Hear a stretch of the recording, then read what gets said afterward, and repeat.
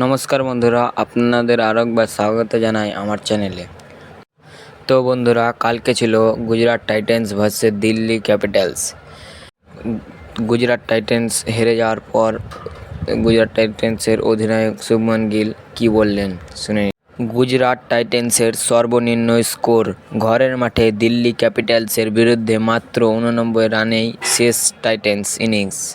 Rashid Khan 31 run না করলে নিঃসন্দেহ লজ্জা ভারত রাজস্থান রয়্যালসের বিরুদ্ধে এর আগের ম্যাচে শেষ বলে জিতেছিল গুজরাট টাইটান্স।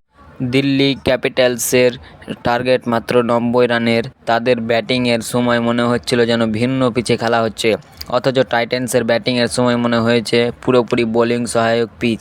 পেসাররা যেমন সাহায্য পাচ্ছিলেন তেমন স্পিনাররাও। দিল্লি ক্যাপিটালসের পার্ট টাইম স্পিনার তৃষ্টান স্ট্যাব্স নেন 2 উইকেট। টাইটান্সের অধিনায়ক শুভমান গিল চূড়ান্ত হতাশ হলেও এখান থেকে ঘুরে দাঁড়ানোর কথা বলেছেন। 8.5 ওভারে জয়ের লক্ষ্যে পৌঁছে দিল্লি ক্যাপিটালস। পিচের অজুহাত দিতে নারাজ গুজরাট টাইটান্স অধিনায়ক শুভমান গিল। শর্ট সিলেকশনকেই দায়ী করছেন শুভমান। বলেন,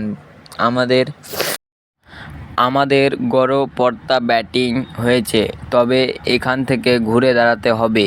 পিচের অজুহাত দেওয়ার জায়গা নেই, আমাদের আউটগুলোও তার প্রমাণ। আমি সাই যেভাবে আউট হয়েছি তাতে পিচের কিছু অবদান ছিল না। বোর্ডে 89 রানের নিয়ে কোনো আশাই ছিল না। শুভমান বলছেন, প্রতিপক্ষ যখন 90 রান তাড়া করছে সে সময় আশা না রাখাই শ্রেয়।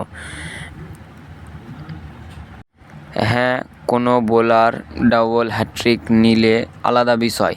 মরশুমের মাঝপথে রয়েছে দলে। তো বন্ধুরা, ভিডিওটি যদি ভালো লেগে থাকে তাহলে লাইক, কমেন্ট, শেয়ার ও সাবস্ক্রাইব করে দেবেন।